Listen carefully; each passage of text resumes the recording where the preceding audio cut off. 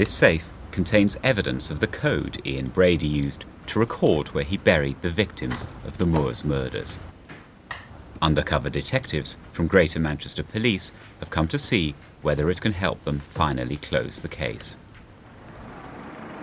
In 1966, Ian Brady and Myra Hindley were sentenced to life after police found the body of 17-year-old Edward Evans at their house in Manchester. 2 other victims were found on Saddleworth Moor: a 10-year-old girl called Leslie Ann Downey and a 12-year-old boy called John Kilbride.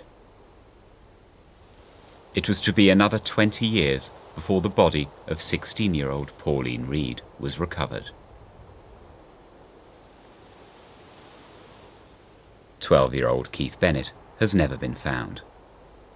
Ian Brady's psychiatrist says the location of this grave is a secret the Moors murderer will never surrender. I know, you don't know, you want to know, and I'm not going to tell you.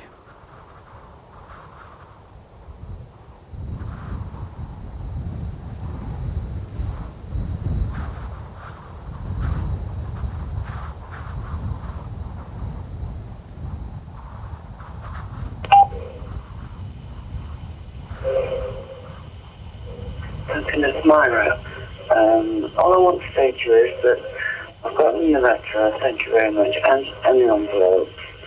And I'll be starting the next episode later on today and get them off to you early in the week.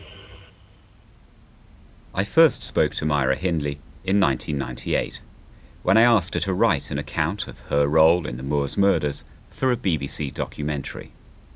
I began examining the case because her legal challenge to the ruling that she should die behind bars had reached the Court of Appeal. The 150,000 words she wrote to me stand as the only first-hand account of the Moors murders. After the film went out, I agreed with Keith Bennett's family to continue to question her about where he was buried.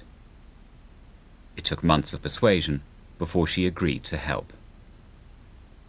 She told me that while the other children were buried on the exposed wasteland of Hollin Brown Knoll, Keith Bennett was driven to a lay-by at the head of Hoe Grain Stream. From there, he'd been walked onto the moor, strangled, and buried in a peat gully on the banks of Shiny Brook. She sent me a detailed series of maps, which have been used by forensic archaeologists, Professor John Hunter and retired Detective Chief Superintendent Barry Simpson, to narrow down the search area. But Myra Hindley's efforts to persuade people that she was reformed and should be freed failed. The Moors murderer Myra Hindley has died at the age of 60 in hospital in Suffolk. She was given the last rites yesterday. We're told that she died at 16:58 after respiratory failure. Her next of kin have been informed, and there'll be a coroner's inquest. The death of Myra Hindley was celebrated in the national press, but Keith Bennett's family worried that the chance of finding his body may have died with her. His younger brother has spent decades searching for him. It's like another door closed. And actually had a police officer, at my home here, and he sort of cast it aside and she's dying, so no, we'd exhausted that avenue anyway, as a sort of thing. So I said, well, not really. I don't think we've exhausted that avenue at all. You know what I mean? If you're expecting me to jump for joy that she's dying, you know what? I'm not, you know what I mean? It's, because while she's alive, we've got a chance, you know. I mean, whatever now she's dead, whatever memory she had that we were trying to get at, she took with her. But soon after Myra Hindley's funeral, I was given a large collection of her personal papers. They had lain unread in secret storage for years. There was a box in which I found her autobiography. It was never published because her supporters judged it damaging to her cause. There were more than a quarter of a century of letters Myra Hindley had written to her mother from prison. There were also nearly 200 photographs chronicling Ian Brady and Myra Hindley's relationship during the murders. Ian Brady believed these had been destroyed. The box contained everything from the insurance documents for the car she and Ian Brady used to abduct children to the gift he gave her on her 21st birthday. I let Greater Manchester Police and Alan Bennett know what I had. It gives you something else to work on. You know, far from that avenue being closed, even though she's dead now. I mean, there's more stuff now than we've ever had before to work on, which is, you know, what we hope to do. That's something that's got to be worked through. Mm-hmm. Yeah. It's by everybody, you know what I mean, including the police. It took months to read and catalogue the unpublished autobiography, the letters to her mother, and all the new photographs. However, I was conscious that I might miss something. So I asked Ian Brady's former psychiatrist, Professor Malcolm McCulloch, who is editor of the British Journal of Forensic Psychiatry, to help me. How unusual is it to have a selection of material like this? Almost without precedent, very rare. And in psychiatric cases, rare. So how do you approach looking at something like this? Well, first of all, is to read it in detail and to make notes, and also to look at the background that you already have or what you can get from other sources to see what fits. And then to look at what the content is and what it means, to look at the consistency of what is being said with what you know about the background. Myra Hindley's words are read by an actress. I was born on Thursday, July 23rd, 1942. And as I write this, I have just had my 46th birthday, and in less than 2 months' time, I will have spent as long in prison as out of it. So be it. Many people will be surprised to learn that I was born an innocent baby, just like every other baby is. Even though there are inconsistencies and lies, nevertheless, it's virtually impossible to lie consistently. It has to be a judgment. You can't prove it either way. But certainly from reading it with the background I've got, it would seem that there are some things that come out which look true and which further our knowledge of what was going on. At the centre of the autobiography lies Myra Hindley's relationship with her father.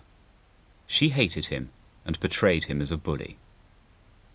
This relationship appears to have helped mould her into a woman capable of carrying out the Moors murders.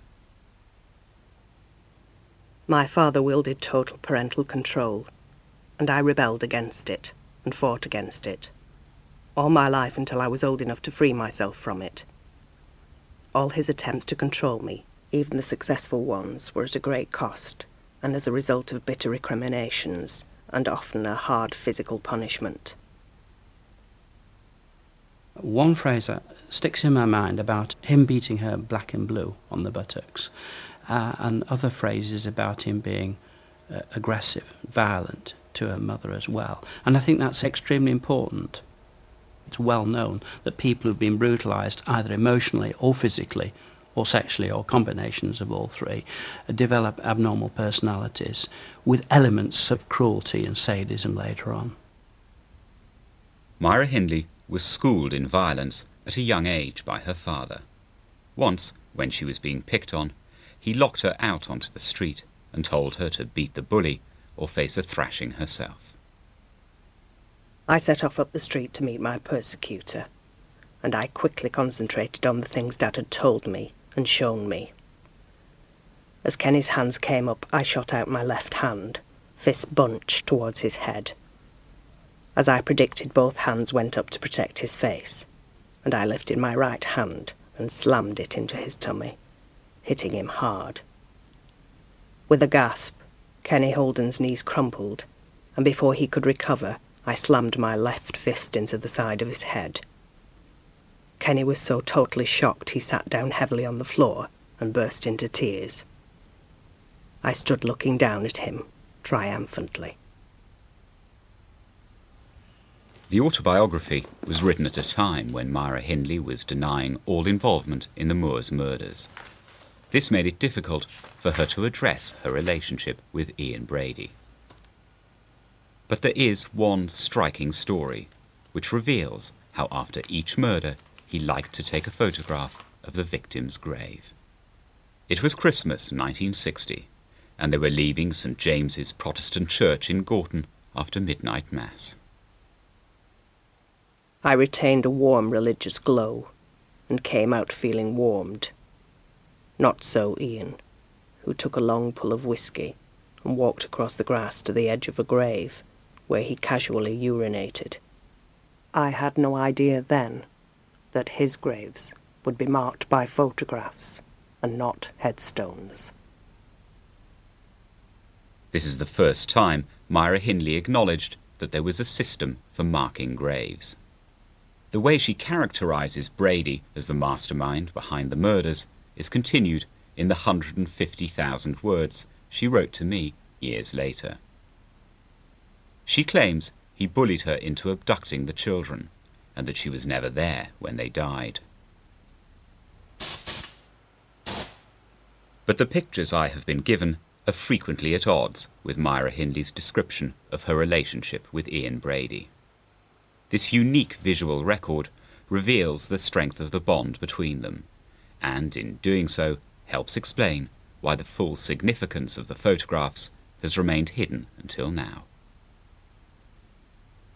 Well, there's an element of play in that he's got his right hand almost round her neck, but she's not distressed, she's leaning towards him, and he's leaning back in order to look at her. So it's playful. Presumably, he got the camera to do that automatically. Yes, self-timer looks like it's lying on the ground, doesn't it? Because the grass is focused in the foreground. That's right. The gun.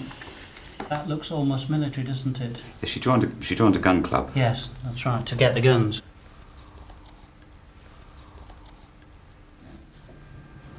Domestic scene. She's very happy there, doesn't she? Yeah, another relaxed scene, yes. The Moors murderers met when Myra Hindley went for interview at a small chemical company called Millward's Merchandise. Ian Brady, who'd been brought up in Glasgow, was working there as a clerk. Tommy, the boss, wanted to introduce me to his colleagues. He said, "This is Bert. You'll be taking quite a lot of work from him." Then turning to a tall man who was standing at the filing cabinet working, he said, "Myra, this is Ian. Ian, this is Myra." Ian Brady had already served time in Borstal and prison for theft. He had also earned a reputation for being strange. One of his nicknames was Lassie, indicating effeminateness. Certainly was bisexual in later life. His other nickname was Dracula, apparently, as a schoolboy. He was interested in pornography. He was cruel. He would torture kittens and see how long they took to die. Ian Brady introduced Myra Hindley to the writings of the Marquis de Sade, which celebrate sexual sadism. He also played her recordings of Hitler's speeches. These photographs, among those given to me, were shot by Brady as he crouched in front of the television.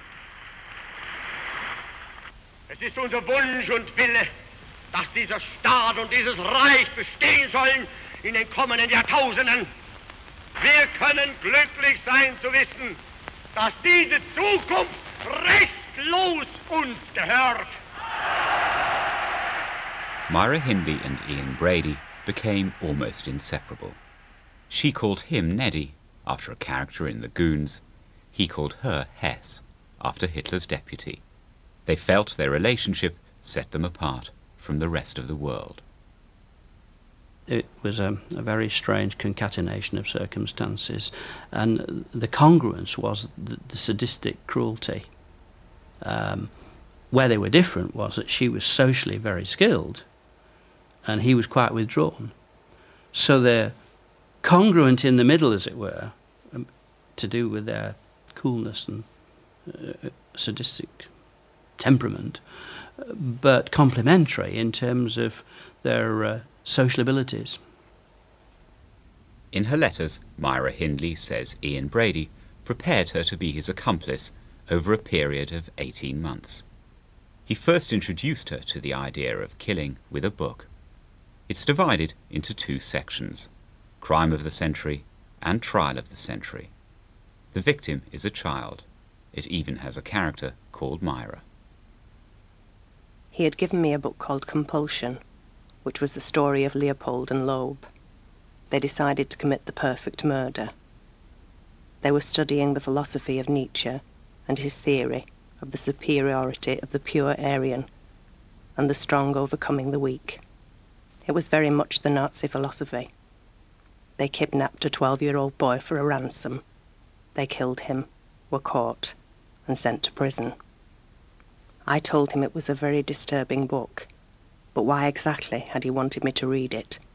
He told me he wanted to do a perfect murder, and I was going to help him. That was why he needed me to pick someone up, because I was a woman, and a child would be more trusting of a woman. I burst into tears, and he slapped my head backwards and forward, and began strangling me. I managed to fight him off, and told him to stop it. Her protestations are unconvincing in that context. People who are sadistic have masochistic elements to them. They've been brutalised in the past. And I accept there may be a balance here, but on balance the attraction of the relationship is more powerful than being abused. This relationship is very strong. She's happy with this.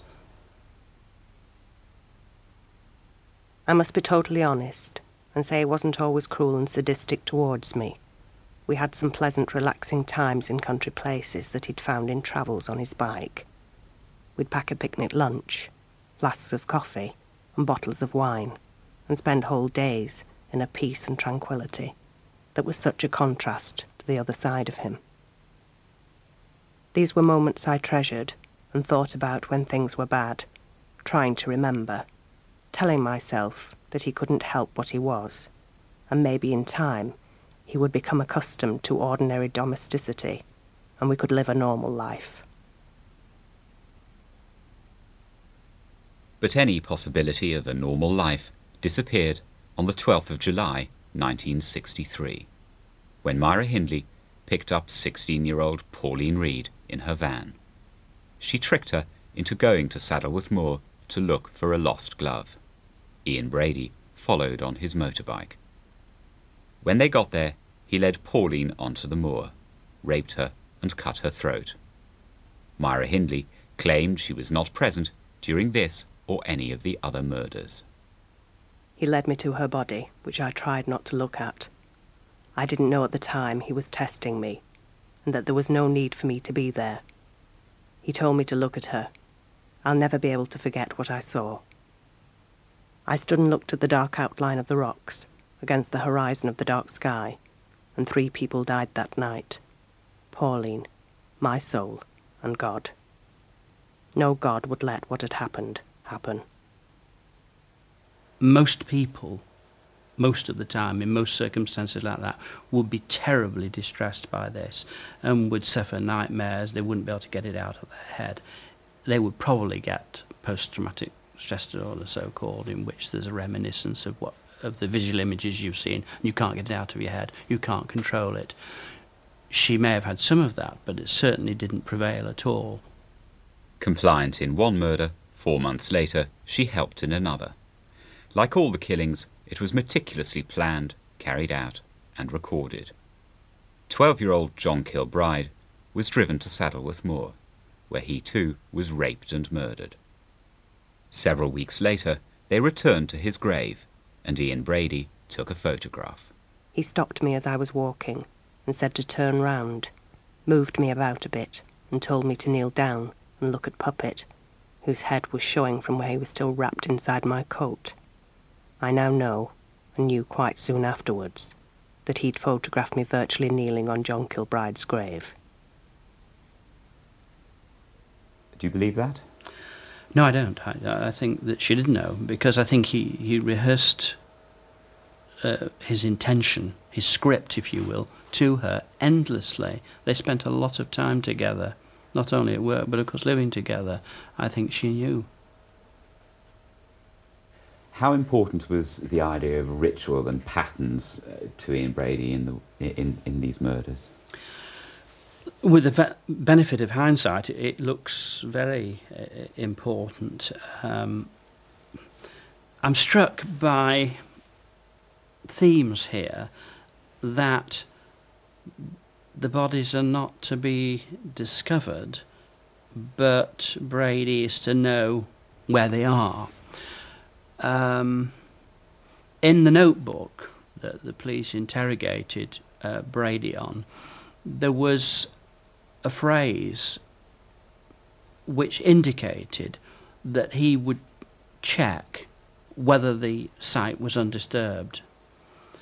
And I think that's part of ritual and obsessional, if you will, that the bodies are still there. The photograph taken on John Kilbride's grave is not a one-off. When the Moors murderers were caught, the police found pictures taken at the grave of Leslie Ann Downey. Keith Bennett died between these two murders.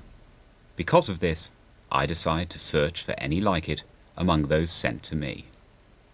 Myra Hindley's description of Keith Bennett's disappearance is the most detailed of all the murders. I hadn't wanted this to happen. I was tense and terrified, and I tried to concentrate my mind miles away from where I was. Finally, after what I think was roughly half an hour, by which time dusk had begun to descend, I heard him whistle or call, and when I stood up, he was waving me back down to the stream bed. Virtually nothing was said as we made our way back, except for him saying the spade was hampering him and he'd have to hide it, which he did.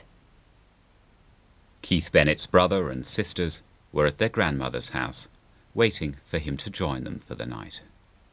Keith was supposed to follow us up later, but he didn't. There was no, and obviously there's no phones or anything. None of us had phones or anything them days, so we just presumed, or my gran presumed, he'd changed his mind. You know, he decided not to come. And you know, thinking back now, the horrible thing is that night, you know, we were all safely at Gran's, we were all safely tucked up in bed. You know, and obviously, you know, we were all asleep. You know, Keith had already been murdered at that stage. He'd been taken away and been murdered. But I used to talk to him still every night time. You know, where are you, Keith? You know, when you're coming home, you know what's happened to you, and just really, you know, strange things. But it was never ever the same again. You know what I mean? Obviously. In describing the murders, Myra Hindley always claimed she wasn't there when the children died. Distancing herself from their sexual abuse and the act of killing was central to her case for freedom. But she completely failed to provide an account of the murder of Leslie Ann Downey. She was abducted from a fairground and taken back to their house in Hattersley. A tape recording of Myra Hindley shouting at the 10-year-old girl not to spit out a gag was a key piece of evidence in her conviction.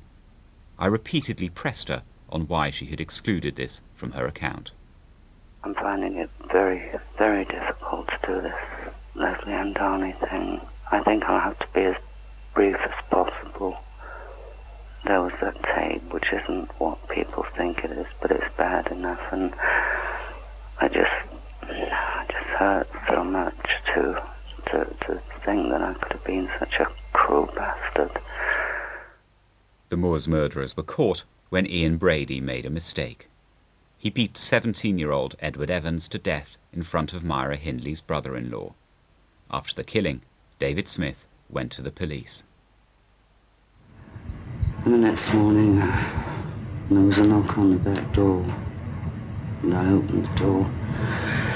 And to cut a long story short, it was a policeman dressed in a baker's uniform with his jacket and hat. And it had sunblessed on the pocket. And the first thing I said was, "You've got the wrong house. We have mothers of pride." When the police entered the house, they discovered the body of Edward Evans. Ian Brady was arrested immediately. Over the next 3 days, officers uncovered a large collection of mementos to the murders, and evidence that linked Hindley to them. She was arrested and taken to the cells beneath Hyde Magistrates' Court, where the now infamous arrest photograph was taken. Within 10 days, the police had recovered the bodies of Leslie Ann Downey and John Kilbride. Ian Brady's photographs were central to their search. My solicitor told me they'd found the body of a child, identified as Leslie Ann Downey. Did I know anything about it? And I said no. I think a week after that, I'm not sure, they found John Kilbride's body. And they charged me with the murder of, I think it was the murder of John Kilbride. Yes, it was. They set me down behind a table, and on the table was a large poster of John Kilbride, and they had this album of photographs, and they said to me, will you just identify these pictures or photos, or tell us if you've seen them before. And I looked, and it was a moorland scene, and I couldn't say I hadn't because I was standing on a rock, and I said yes. And then they turned over the page, and it was horrendous. It was a picture, a photograph of just after they'd unearthed the body of John Kilbride. And I turned my head away and I said, I'm not looking at those. Please close that book. When Brady and Hindley were arrested, did you and your family immediately realise that it was them who'd taken Keith? Yeah, I think, well, the parents, my parents did, and then my auntie did, my gran did. Well, especially when we found out Brady lived just up the road, just over the road from the school, we went to. As time went on, we heard this, the police were saying, we believe, that these know something about Keith, but we can't prove it, and all the family knew at that stage, Brady and Hindley were the last people to see Keith, but there was just nothing to prove it. But like I said, the police were telling us that, off the record, if you like. But your neighbours, friends, the family, everybody, knew that it had something to do with Keith's disappearance. A few days after her arrest, Myra Hindley wrote the first of several hundred letters to her mother. This unguarded correspondence, which she asked to be destroyed after being read, strips bare the true nature of her relationship with Ian Brady. It also reveals that the Moors murderers were obsessed with controlling what happened to the photographs taken during their relationship. Keep all the photos for us, for reasons. Ones of the dogs, scenery, etc. 11th of December 1965. Dear Ma'am, if you would drop Ian a short note and a box of Maltesers, I'd be glad. Believe me, ma'am, when I say 99% of Smith's evidence against Ian and I, particularly Ian, is lies, nothing else. 29th of December 1965. Dear Ma'am, on Christmas Eve at tea time, Mrs. Brady brought Ian and I a meal in. We had half a chicken each, turkey sandwiches, half a bottle of Sandeman's port wine, chocolate biscuits, and Swiss rolls. I really enjoyed it. It was almost like being at home again. Mr. Curtis, my counsel, wrote here, asking them to give me permission to have my hair bleached, as the dark roots are very much in evidence. But permission has been refused, so I'll appear at the trial looking terrible with streaky, lifeless hair. I can't even have it trimmed or thinned. It's a constant source of irritation. 27th of March, 1966. Dear Ma'am, as you know, the trial begins 3 weeks on Tuesday. Could you bring me a bottle of makeup? It's Pond's Angel Face, shade Golden Rose. If you can't get Golden Rose, Tawny will do. 5th of May, 1966. Dear Ma'am, it's 7 a.m. Friday, and probably the jury will return its verdict today. Whether or not Ian and I killed those children, there's no need to go into the matter. Just believe your own heart. My fondest love to you all, to my gran, who I'll probably never see again but will never forget. I won't say any more about this just now.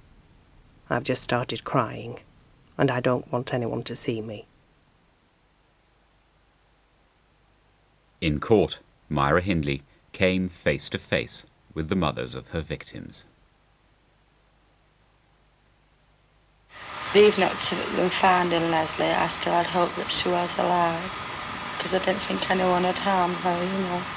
Because she wasn't a child that would cheek anybody to be harmed.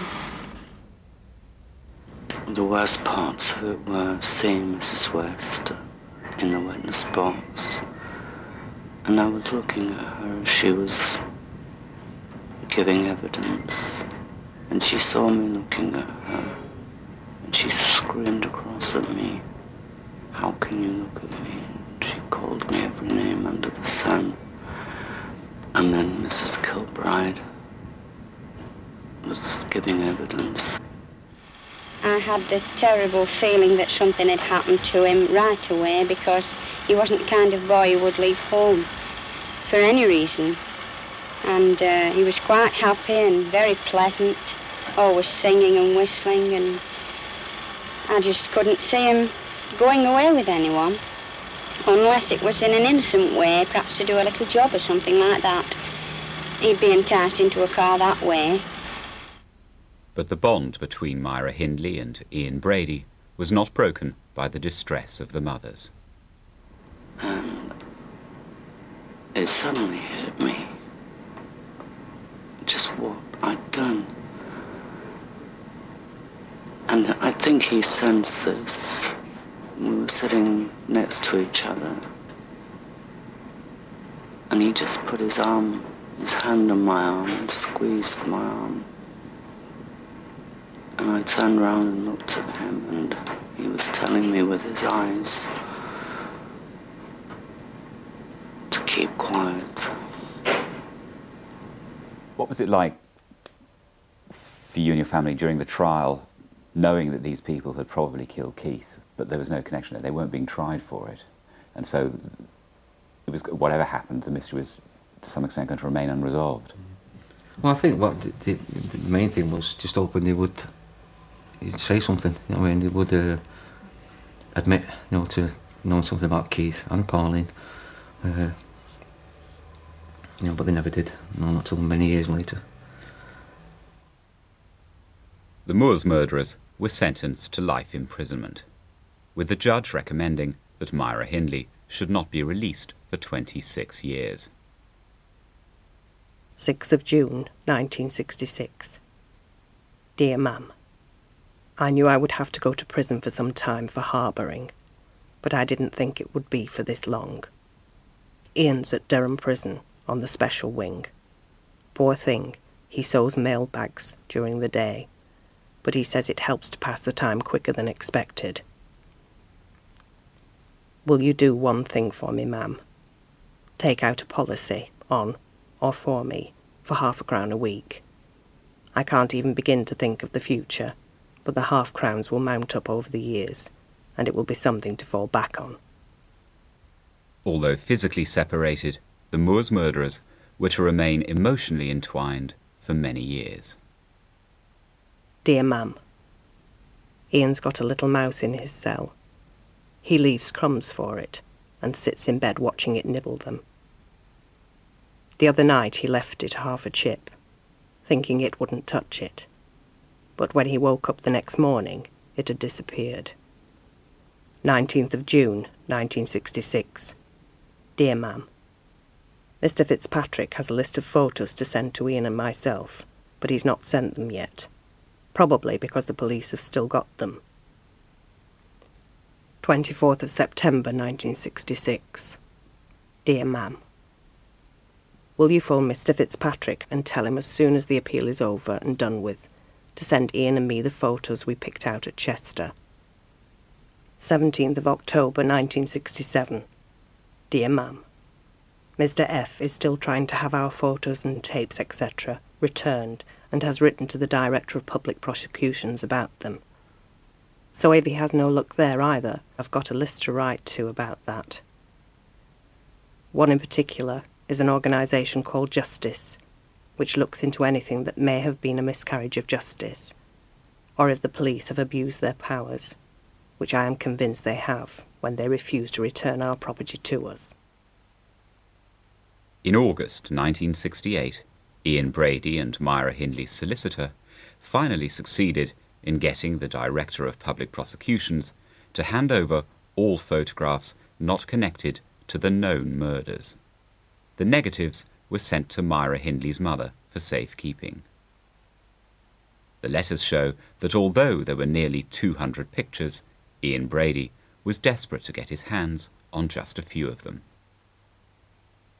6th of August 1968. Dear Ma'am, I told Neddy you were having those 3 of me developed, and he's pleased, for he feels that you will get them done quicker than his mam. When you've collected them from the chemist, send them to his mam, for I've told her you're seeing to them, and ask her to post them direct to him right away, or send them direct to him. He writes insistently, not only frequently, but insistently he must have them, and she writes in her letters to her mum, he won't be satisfied. Please, mother, bring me these pictures, then he'll stop. Over the next 3 years, Myra Hindley bombarded her mother with demands for the photographs. All of these letters were read by prison staff who were censoring them, but have not been read for evidence about the murders until now. Over time, their tone becomes increasingly fraught. 11th of January 1970. Dear Ma'am, I want you to tell me what has happened to the slides, for I feel sure there must be something wrong, as it is months and months since I first asked you for them. He keeps asking me why he hasn't received them yet. 3rd of February 1970. Dear Ma'am, you keep saying you'll bring the slides down here with you, and you never do. I keep putting him off with vague excuses, but I think he thinks I haven't asked you for them. And in his last letter he says he will have to send someone round to collect them. Although the threat worked, and Myra Hindley's mother supplied the copies Brady wanted, she ignored his request to destroy all the originals. 16th of June 1970. Dear Ma'am, thanks for bringing the slides, love. I'm sorry to have nagged about them for so long, but now that you have brought them in, everything is all right. It's reasonable and sound to conclude that these pictures portray or remind him of special events, and that must be killing and burial sites. And that indeed is the sort of thing that happens with sadists, that they review what they've done, either they remember it in fantasy, and that reinforces them, or they have artifacts, body parts even, hair, souvenirs, pictures, elements of what had happened, through which they're able to relive what had happened. And of course we know that there are pictures extant of at least 2 burial sites, with Myra in the picture carrying a dog, holding a dog. As I'm going through the negatives, I am struck by how similar one of them is to the picture taken on John Kilbride's grave. I tell the police. It turns out they made a full set of prints from the negatives before returning them to Myra Hindley's mother in 1968. Tell me what went through your mind the first time you saw that photograph. Well, you think John Kilbride. I think anyone who sees it would think John Kilbride. I am in constant contact with Greater Manchester Police. Investigating the significance of the photographs becomes part of the operation to find the remaining body. 2 undercover detectives come to the BBC to examine the material. They trawl through each of Hindley's letters to her mother and study the photographic negatives. A problem they face in establishing whether the dog picture, or any other, is a grave marker is that the Moors murderers communicated through messages written in a secret code. These were hidden in letters between them and copied into Myra Hindley's poetry notebooks. Police asked GCHQ and independent codebreakers to help. But although the code is cracked, the messages they find are meaningless to anyone other than the Moors murderers. There's little chance of Ian Brady helping the police, and Myra Hindley is dead. But why did she take the secret to her grave? She needed to get out. She was really very distressed and upset by being in prison. And to do that, she had to convince people that she was either all right, rehabilitated, or was never there and it wasn't me, as it were. She's got to portray herself differently from the way in which she's being seen. Myra Hindley worked hard to change the way she was perceived, becoming one of the first prisoners to study for an Open University degree. She also befriended Lord Longford, took up knitting, and learned to play the guitar. Kilowatt was an aging con of 65 who stood a chance to stay alive and leave the joints and walk the streets again. As the time he was to leave drew near, he suffered all the joy and fear of leaving 35 years in the pen. Then on the day of his release, he was approached by the police, took him to the warden, walking slowly by his side. The warden said, "You won't remain here, but it seems the state retainer claims another 10 years of your life." This song won a prison arts prize called the Kersler Award. 23rd of January 1977. Dear Ma'am, I'm enclosing £3 with this letter and your birthday card, love. It's part of my Kersler musical prize, and I want to share it with you. Spend it on something nice for yourself. Have your hair done, or get yourself a blouse or something. But we'll raise the prisons to the ground. Help us raise the prisons to the ground. Her new image convinced some. In 1977, the BBC screened a programme asking whether Myra Hindley should be paroled. She viewed this as an important moment in her struggle for freedom. 11 years ago, Myra Hindley was found guilty of the murders of 17-year-old Edward Evans and of Leslie Ann Downey, who was 10. Like Ian Brady, with whom she'd stood trial, Hindley was sentenced to imprisonment for life. Dear Ma'am, I have decided to agree to the BBC programme, as it will deal with the question of parole. There will be 4 people arguing for parole for me, and 4 against. Yes, well, my impression of Myra Hindley, when I first went, I didn't know what to expect because all I'd read was inflammatory reports in the newspapers. When I met her, she was very different. She was tall, slim, attractive, quietly spoken, sensitive person, reads a lot. And, you know, I don't like this expression, an angel, because, I mean, she's a very nice person at the moment, and I'm certain if she's let out, there's absolutely no risk at all that she'd ever, you know, molest a child in any sense at all. I had to hear the tapes of my daughter, and I never heard Ian Brady. It was Myra Hindley on that tape with my daughter, not Ian Brady. I had to listen to that and identify the body. Dear Ma'am, I've just bought myself a caftan, which I saw advertised in the Sunday Times magazine. It's really nice. Indian cotton, lovely and long, with a high neck and nice shaped sleeves. Oriental type. It's comfortable to groove around in after a shower, instead of having to get dressed again. Myra Hindley continued to deny any involvement in the Moors murders. But in the mid-80s, Ian Brady told a journalist that there were another 2 bodies buried on Saddleworth Moor. The police reopened the case, and this time Myra Hindley decided to begin confessing. The information she provided over months of searching helped locate the body of Pauline Reed. she returned twice to the moor to try and help find Keith Bennett, leading police to the area where he disappeared.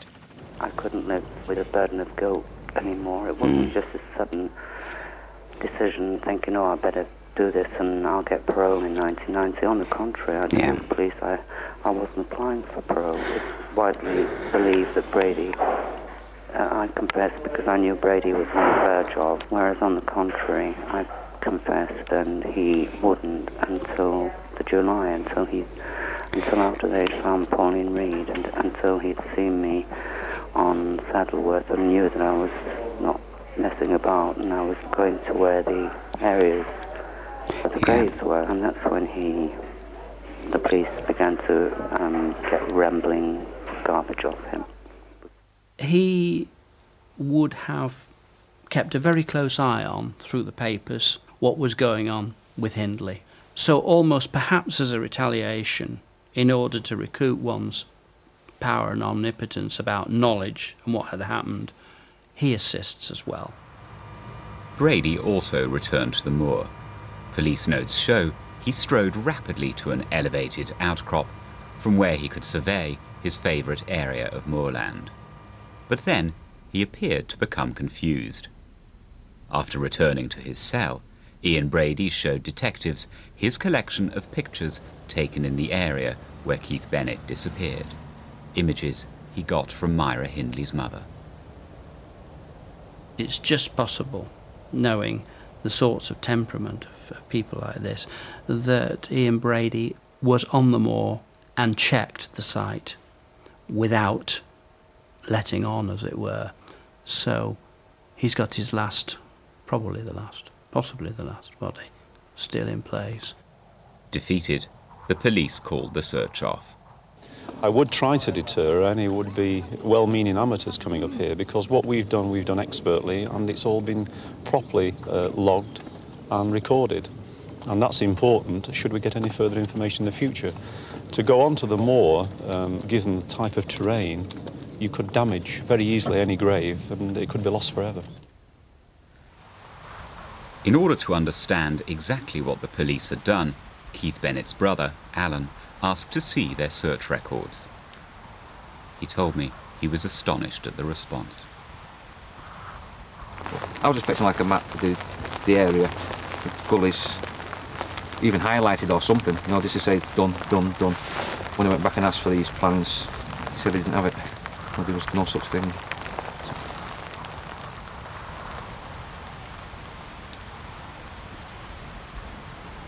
I went to see Peter Topping several times, just to ask him things that, you know, outside my mind at the time, you know, just ask him, you know, if he believes Keith's still there, you know, if he believed, you know, if he had more time could you have found Keith. He said he believes he's still there to be found.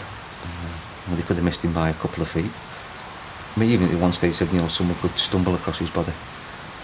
So, you know, I thought, well, I'll make sure it's, you know, if I can, I'll make sure it's someone we know or someone in the family who stumbles over his body. Over the next few years, Alan and a team of volunteers searched the moorland, digging down to the bedrock, but with no success. But Brady seemed to think all this was either narrower or wider, you know, than it was when he was here. But I don't think it changed that much. In desperation, in the mid-1990s, Alan wrote to Myra Hindley and went to see her in prison.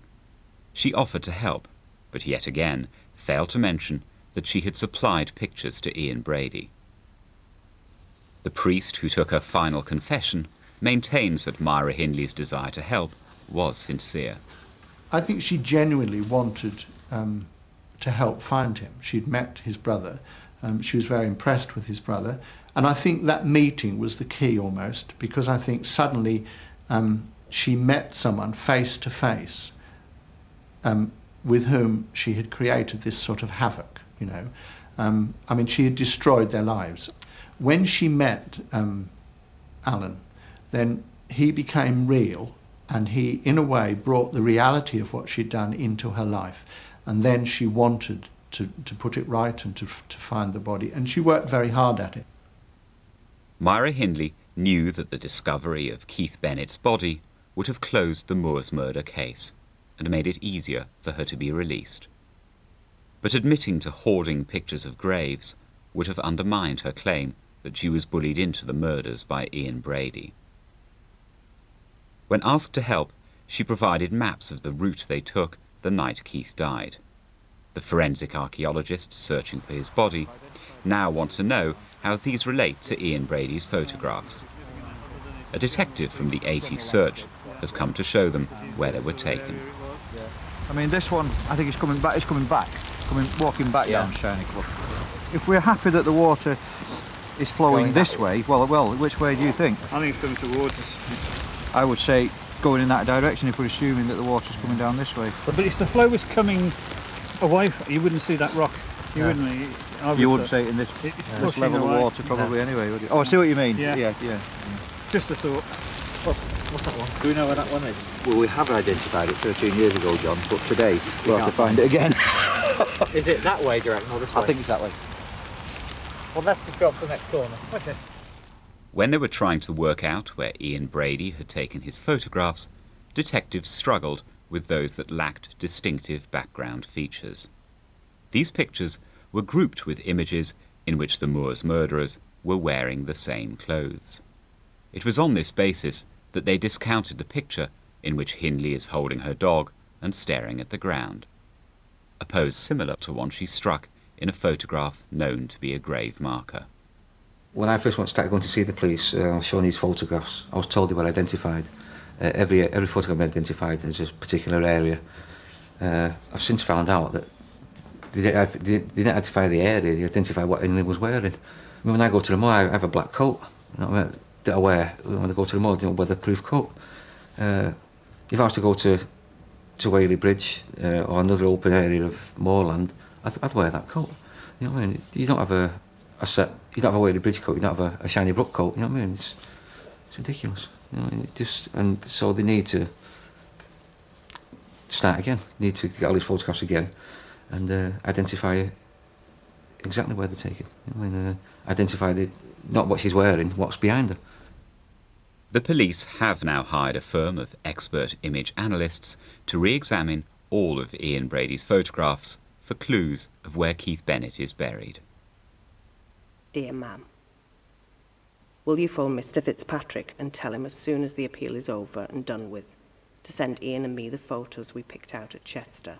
Dear Ma'am, I want you to tell me what has happened to the slides, for I feel sure there must be something wrong, as it is months and months since I first asked you for them.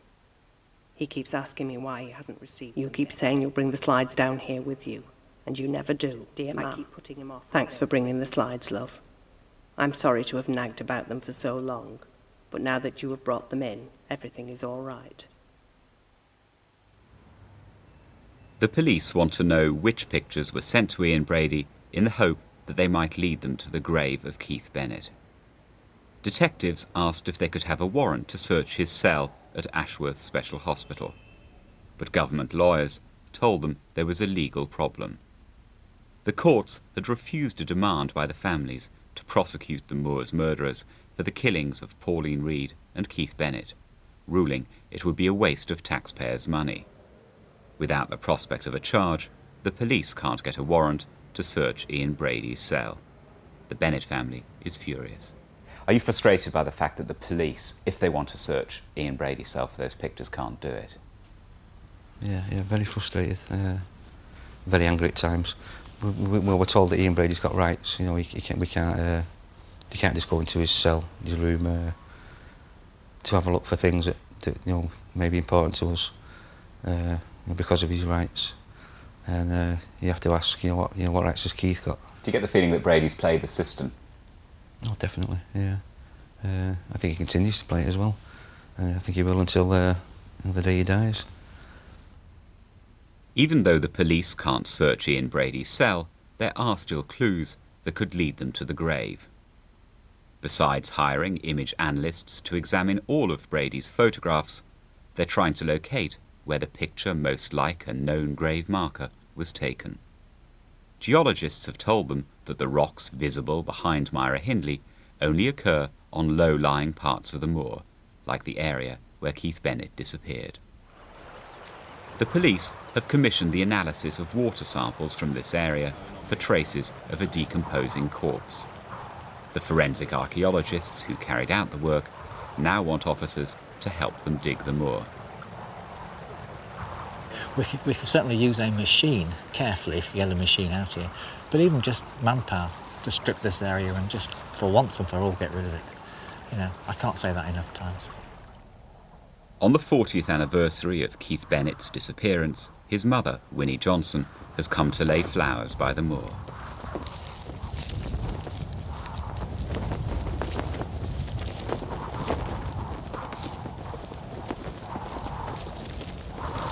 They can find him if they want to, but all they're saying is they want fresh evidence. They've had 40 years of bloody evidence. What more do they want? They don't think what it's doing to me and my family, or other people that are around me. It's me that's being tortured. It's me that's taking it in the back. Nobody else. The police have spent more than a year working on the evidence that has emerged from Myra Hindley's papers. They refuse to be interviewed on their past performance or the current investigation. No senior officer has given an interview since the last search, which took place in a blaze of publicity almost 20 years ago. The police insist they remain committed to finding Keith Bennett. Until they do so, Ian Brady's former psychiatrist says he will view himself as the victor.